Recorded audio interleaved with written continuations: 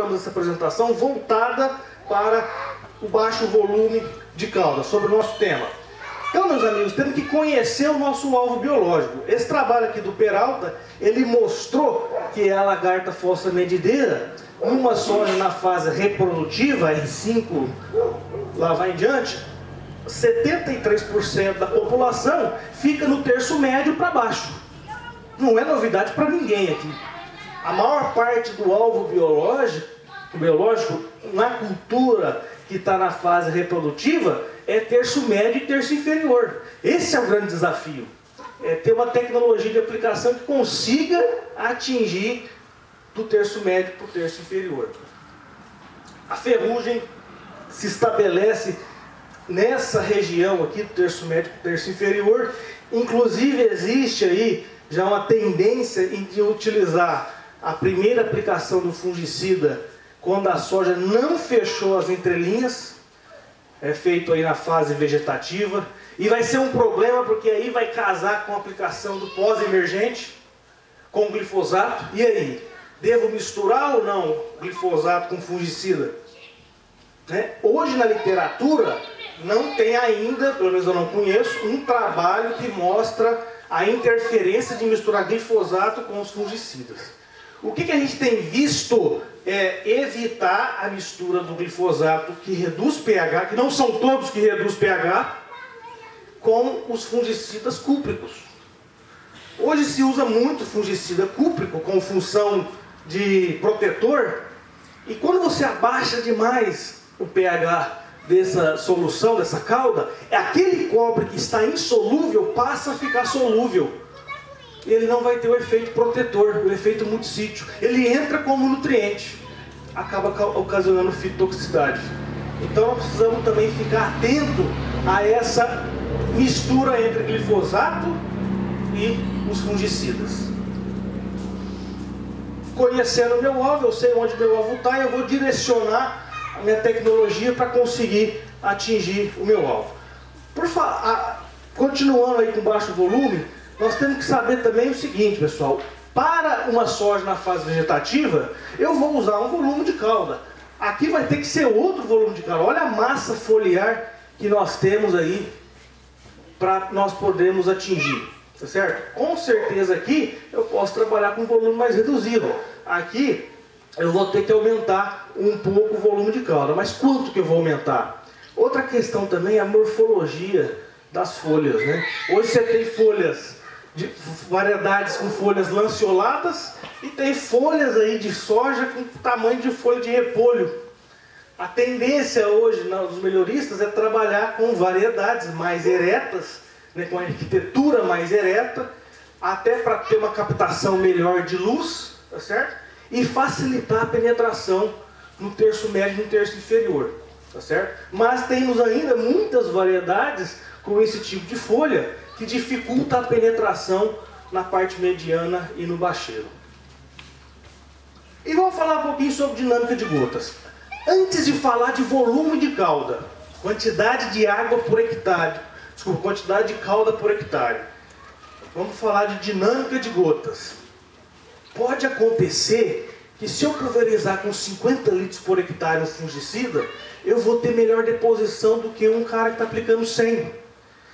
Se o produtor que está aplicando 50 numa soja fechada usar gota fina, e o de 100 aplicar com gota grossa, o de 50 vai ter uma vantagem. Porque a gota fina, meus amigos, tem a capacidade de penetração na parte mais baixa da planta. A gota fina, como ela cai com uma velocidade menor, ela tem um movimento que facilita a penetração na parte de baixo. A gota grossa, ela cai de forma retilínea. E só uma curiosidade, a gota fina, que é de 100 a 200 micra, a gota fina de 100 micra é o diâmetro do fio de cabelo. Tá? Abaixo de 100 micra seria já uma gota indesejável para pulverização. Ela não tem massa suficiente para depositar. Tá certo? Então, quanto mais fina é o tamanho da gota, melhor é a cobertura, número de gota por centímetro quadrado, e melhor é a penetração na parte mediana e na parte inferior da planta. Só que a gota fina ela é mais susceptível a quê? Perda por deriva e evaporação. Aí que está o desafio nosso. Que está o desafio nosso das empresas de adjuvante em tentar mitigar essa perda por deriva e evaporação. Olha que interessante esse trabalho. Pena que eu não tenho o autor dessa foto. Ele pegou aqui 4 DNV de gotas. Ele pegou uma gota de 400 micra, uma gota de 200, de 100 e de 50.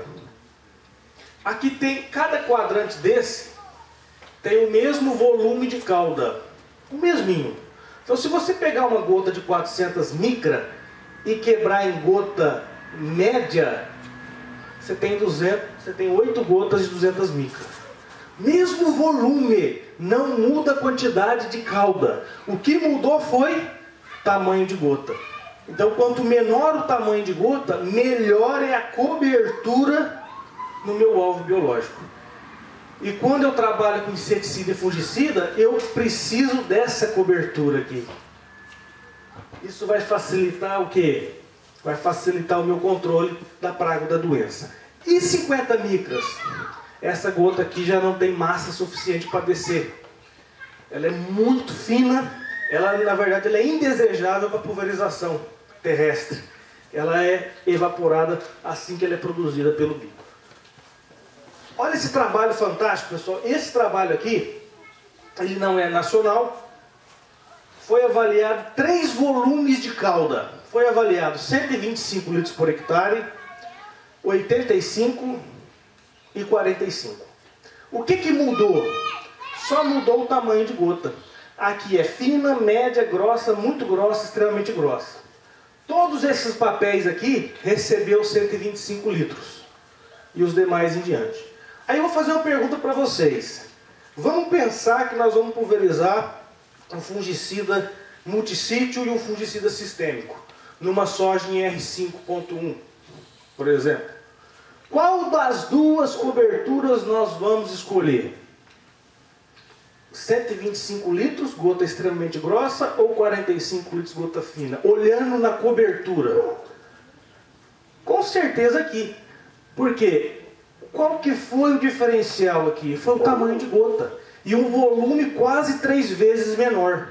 Então, muitas das vezes, antes da gente criticar o baixo volume de calda, nós temos que acertar primeiro o quê? O tamanho de gota, para eu atingir o meu alvo biológico. Tá? 45 litros, gota fina, contra 125 gota extremamente grossa.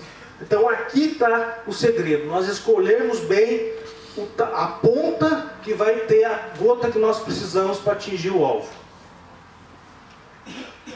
Eis a questão: leque duplo ou cone vazio?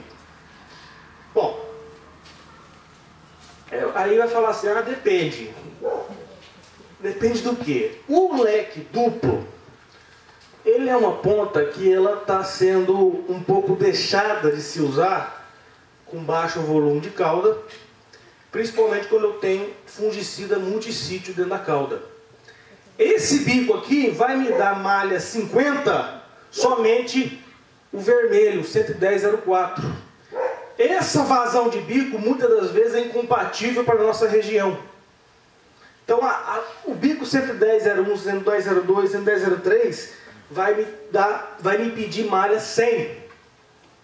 E esse filtro de malha 100, nos nossos pulverizadores, com produto multissítio, produtos à base de pó molhável, WG e SC, vai me dar o quê?